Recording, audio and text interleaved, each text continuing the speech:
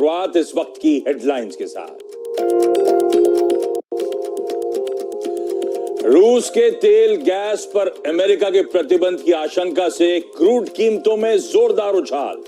13 साल के उच्चतम स्तरों पर कीमतें, $126 के करीब ब्रेंट। क्रूड में आग से दुनिया भर के बाजारों में हड़कंप। डाउ फ्यूचर्स 300 पॉइंट से ज्यादा लुढ़का, एसजीएक्स निफ्टी 2% नीचे।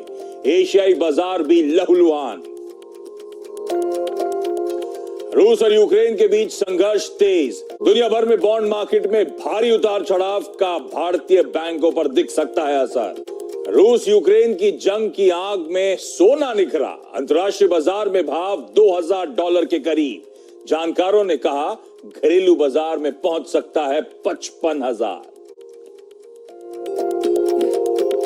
एनएसई की पूर्व सीईओ और एमडी चित्रा रामाकृष्णन को सीबीआई ने किया गिरफ्तार। कोलोकेशन केस में हुई गिरफ्तारी। रशिया यूक्रेन वो क्राइसिस कंटिन्यू होता हुआ आज 12वां दिन कोई डीएस्केलेशन के संकेत नहीं। तो यूक्रेन की जंग हो, उसके चलते कच्चा तेल हो और कच्चे तेल के चलते महंगाई हो, ये सब फोकस में रहेंगे। और 350 पौने 400 अंक के दबाव के साथ हम लोग आज कामकाज की शुरुआत करेंगे। अब उसके बाद से अब ऐसा क्या हो गया कि इस तरह की रेंटलेस सेलिंग चली जा रही है। और भी कुछ अपडेट्स हैं जो एग्रेसिव है बहुत ज्यादा। क्या कहाँ शुरू करूं, क्रूड से कि मार्केट से? कोई अच्छी खबर यूक्रेन ने अच्छी कहीं नहीं, तो कहीं भी शुरू करें क्या फायदा। गंजे क्या तो क्या कर सकते हैं। चलिए क्रूड से शुरू करते हैं, जो कि वही आज की सबसे बड़ी कहानी है। क्रूड जब हम लोग शुक्रवार को छोड़ के गए थे तो $111 के आसपास था, लेकिन रात में वो $118 हो गया था। उसके बाद मार्केट बंद। फिर हमें लगा कि अब देखते हैं सोमवार सुबह क्या हुआ। तो अर्ली ट्रेड में 140 का उसने हिट किया लेवल, और उसके बाद इस समय भी 128, 29, 30 के आसपास ट्रेड कर रहा है। तो ये जो $10-15 का 10% का जो उछाल आया है ना, ये सबसे महत्वपूर्ण है। इसके पीछे एक बड़ा कारण ये है कि अमेरिका के विदेश मंत्री मिस्टर ब्लिंकन जो है, उन्होंने ये कहा है कि अमेरिका सहित सारे पश्चिम देश इस बात पे गंभीरता से विचार कर रहे हैं कि जो रशियन ऑयल एंड गैस है उस पर भी बैन लगा दिया जाए। अभी वो उस बैन से बाहर है, इसीलिए पिछले हफ्ते उसमें थोड़ी राहत थी, लेकिन उसको पूरी तरीके से बाहर करने की तैयारी है। अगर ये हो जाता है तो क्रूड कहाँ जाएगा, मेरा कोई प्रेडिक्शन नहीं है। वो $200 तक भी जा सकता है, क्योंकि अगर आप पूरी सप्लाई को रोक देंगे, जो कि अभी सिर्फ डॉलर में ट्रांजैक्शन की वजह से फंस रही है। दोनों बड़े जो उनके बैंक है, वीटीबी बैंक, एसबीआर बैंक, उसमें डॉलर ट्रेड नहीं कर सकते, इसलिए दिक्कत आ रही है। लेकिन अगर आप बैन ही लगा देंगे तब फिर बड़ी मुश्किल आएगी। तो इसीलिए क्रूड में ये 10% के जंप एक घंटे में आ रहे हैं।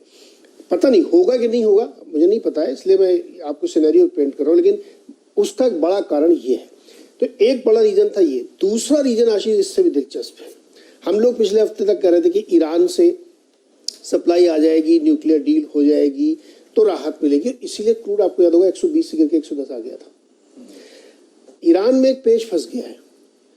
रशिया ने एक कंडीशन लगाई है कि यूएस हमको रिटर्न में दे कि मेरे और ईरान के बीच की किसी ट्रेड को आप सैंक्शन या बैन में नहीं डालेंगे।